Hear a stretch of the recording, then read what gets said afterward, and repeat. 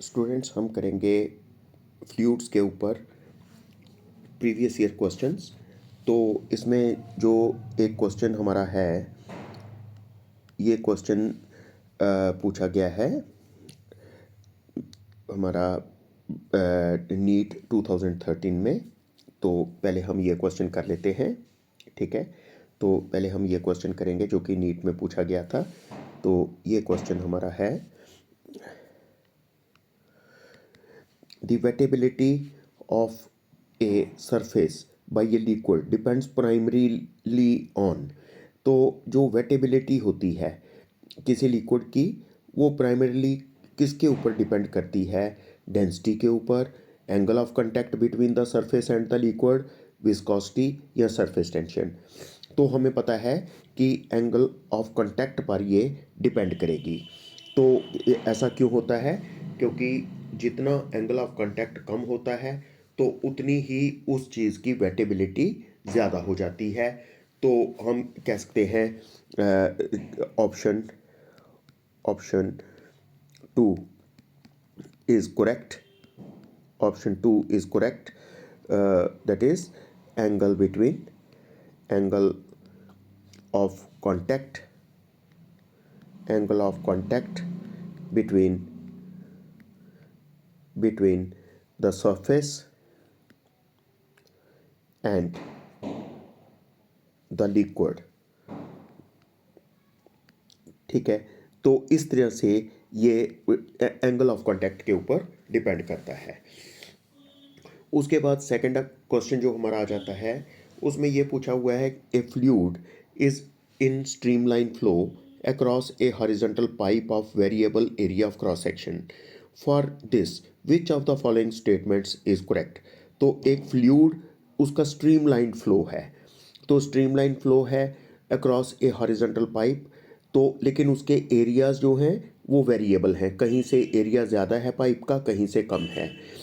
तो इसमें से उस पाइप के लिए इसमें से कौन सी स्टेटमेंट जो है वो सही होगी? पहली स्टेटमेंट है, the velocity is maximum at the narrowest part. तो ये बात तो सही है कि जो नैरोएस्ट पार्ट होता है वहाँ पर आपको पता है इक्वेशन ऑफ कंटिन्यूटी के मुताबिक जहाँ पर एरिया कम होता है वहाँ पर वेलोसिटी ज़्यादा होती है, ठीक है। तो ये बात सही है of the pipe and pressure is maximum at the widest part of the pipe. अगर हम इस चीज़ को देखेंगे कि pressure is maximum at the widest part of the this pipe, तो इसमें आपको पता है कि नैरोएस्ट पाइप पार्ट पर अगर वेलोसिटी मैक्सिमम होती है तो वाइडेस्ट पार्ट पर वेलोसिटी मिनिमम होती है, और अगर वेलोसिटी मिनिमम होती है तो काइनेटिक एनर्जी मिनिमम होती है। तो अगर हम बर्नौलीज़ थ्योरम के हिसाब से देखेंगे कि अगर काइनेटिक थ्योरी कम होगी तो प्रेशर एनर्जी वहाँ पर ज़्यादा हो जाती है। तो प्रेशर जो है वो मैक्सिमम होगा वाइडेस्ट पार्ट पर।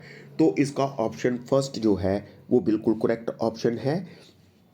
तो ऑप्शन इसमें इसका सॉल्यूशन अगर हम देखेंगे तो option one is correct. Option one जो है वो करेक्ट है कि जो velocity is maximum at the narrowest part, जो नैरो पार्ट होता है इक्वेशन ऑफ कंटिन्यूटी के हिसाब से देखें तो क्या होता है, नैरोएस्ट पार्ट पर वेलोसिटी मैक्सिमम होगी, तो लेकिन जो वाइडेस्ट पार्ट है वहाँ पर वेलोसिटी मिनिमम होगी। वेलोसिटी के मिनिमम होने से काइनेटिक एनर्जी मिनिमम, तो जिसकी वजह से प्रेशर मैक्सिमम हो जाता है। ये करने के बाद अब हम एक क्वेश्चन करते हैं, क्वेश्चन नंबर 3। इस क्वेश्चन में ये बात कही गई है, a certain number of spherical drops of a liquid of radius small R coalesce to form a single drop of radius capital R and volume V if T is the surface tension of the liquid then. इसमें से कौन सा relation जो है वो सही होगा? तो इसके लिए हम कैलकुलेट कर लेते हैं। इसमें ऐसा होता है, आप लोगों को एक बात का पता है कि जो एनर्जी होती है, क्योंकि इनमें सब में एनर्जी का पूछा हुआ है, तो जो एनर्जी होती है that is always equal to change in surface area multiplied by surface tension. तो जो एनर्जी होती है, energy is always equal to change in surface area, surface area multiplied by surface tension. तो अगर हम इसको देखेंगे, आपको पता है कि जब बहुत सारे ड्रॉप्स हैं, एन ड्रॉप्स हैं, तो हमारे पास अगर एन ड्रॉप्स हैं, बहुत सारे ड्रॉप्स हैं लिक्विड के, तो वो क्या करते हैं, लिक्विड के अगर एन ड्रॉप्स हैं तो उनका सरफेस एरिया ज़्यादा है, सबको देखेंगे। लेकिन जब वो कोलीज होके एक ड्रॉप बना लेते हैं तो उस ड्रॉप का सरफेस एरिया कम हो जाता है। तो हम देखते हैं कि कितनी एनर्जी कितनी बनेगी। Energy will be equal to, पहले जो एरिया था वो किसके बराबर था, पहले जो एरिया था वो था एन ड्रॉप थे, एन ड्रॉप का एरिया कितना था, 4 पाई आर का स्क्वायर, 4 पाई आर का स्क्वायर। ये एन ड्रॉप्स का, एक ड्रॉप का एरिया जो सरफेस एरिया है वो 4 पाई आर स्क्वायर था, तो एन ड्रॉप्स का कितना होगा, एन 4 पाई आर स्क्वायर। तो माइनस बाद में सबको मिलाकर जो ड्रॉप बना उसका एरिया कितना हो गया, 4 पाई आर का स्क्वायर।